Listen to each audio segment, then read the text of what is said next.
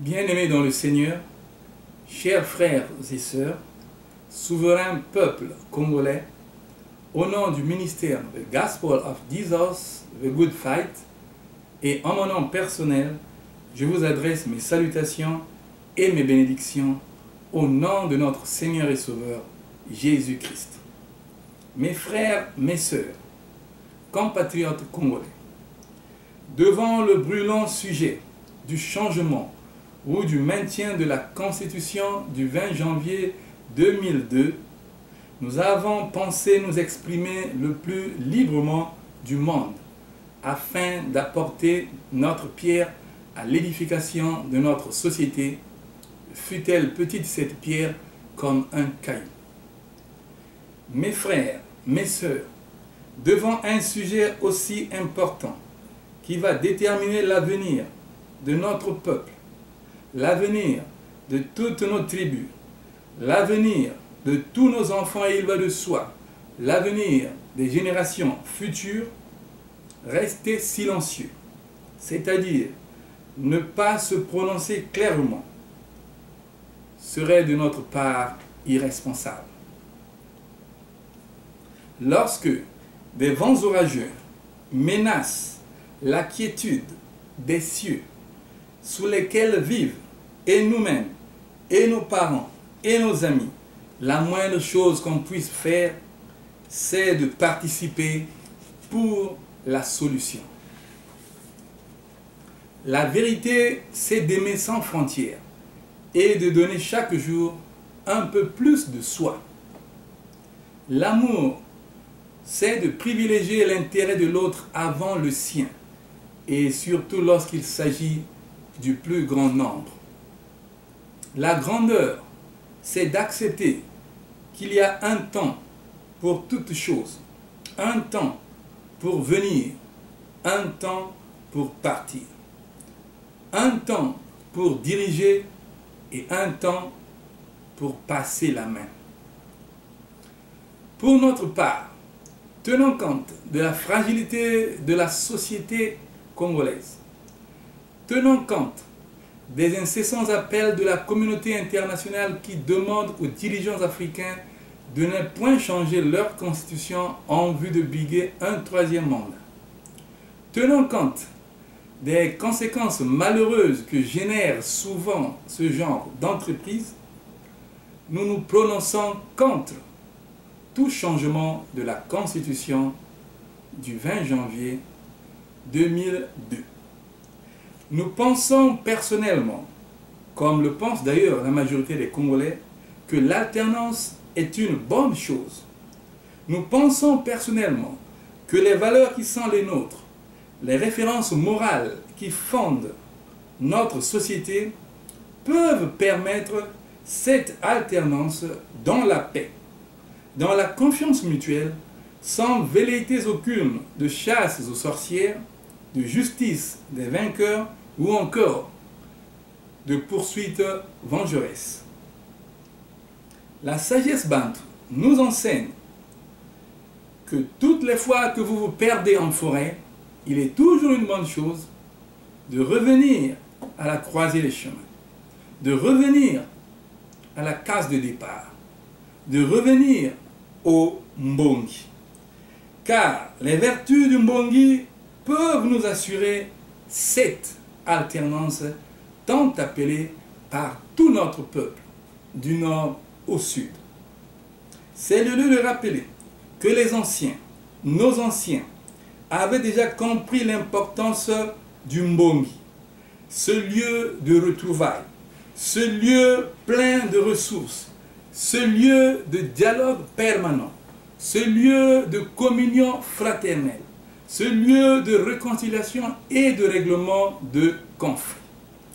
Nos anciens, c'est-à-dire les anciens de toutes nos tribus, avaient compris que le mbongi devait être ce lieu ultime de réconciliation, de règlement de différends et d'apaisement social.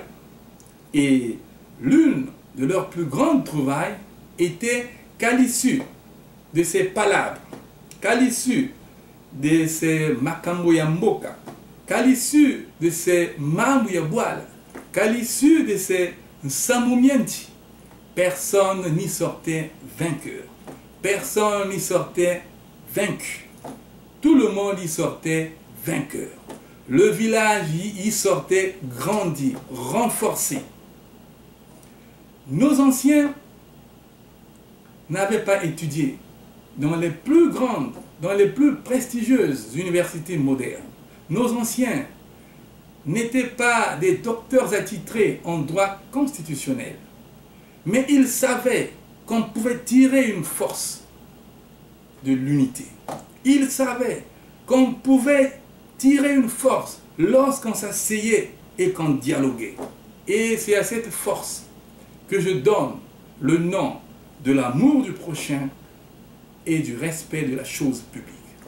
Et c'est à cette force que je donne le nom de la foi sans laquelle rien n'est possible, la foi avec laquelle tout est possible. C'est cette foi, au dire de Jésus-Christ de Nazareth, qui déplace les montagnes.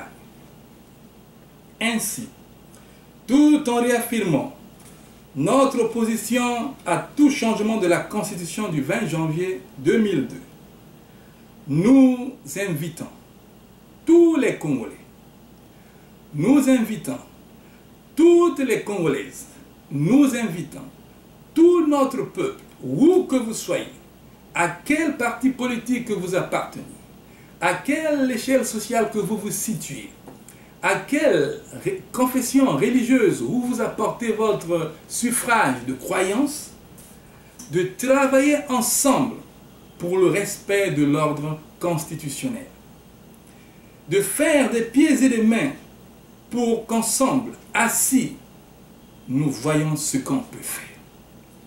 Mes frères, mes sœurs, bien-aimés dans le Seigneur, compatriotes congolais, imaginons un Congo nouveau et uni, avec des vues plus appétissantes que celles que nous offre, par exemple, une Guinée équatoriale en pleine croissance, en pleine construction, en plein essor économique.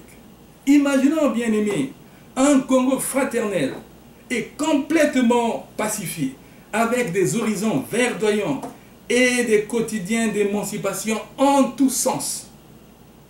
Rêvons, compatriotes congolais, d'un Congo en plus d'être uni, devenant chaque jour de plus en plus fraternel, devenant du lever jusqu'au coucher du soleil de plus en plus amical. Rêvons encore, fils et filles de notre pays, d'un Congo débarrassé à jamais du tribalisme, de l'ethnocentrisme, de la haine, de la division, d'un Congo où chacun recevra en fonction de ses mérites et non du favoritisme, où chacun se sentira en paix avec lui-même, avec tout le monde et avant tout avec Dieu le Père de notre Seigneur et Sauveur, Jésus-Christ. Ce Congo est possible. C'est ce Congo que rêvaient les André Grenard Matsoua et tous les autres résistants qui défendirent notre territoire du nord au sud.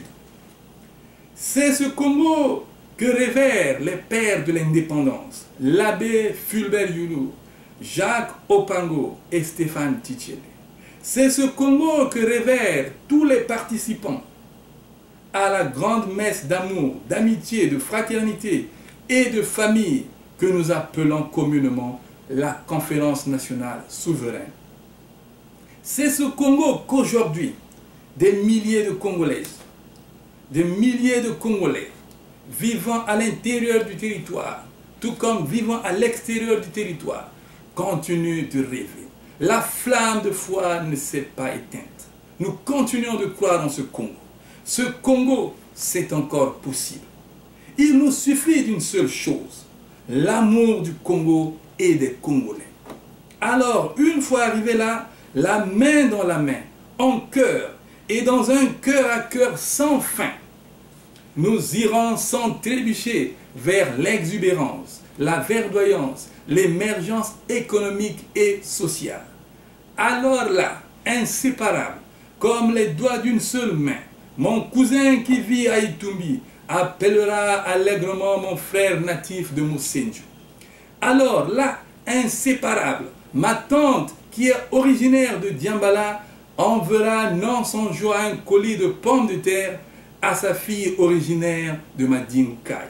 Alors là, inséparable, mon oncle, qui joue le Kisanti à Kinkala, accueillera avec bienveillance mon grand-père originaire de la cuvette qui joue au tam-tam à Owando.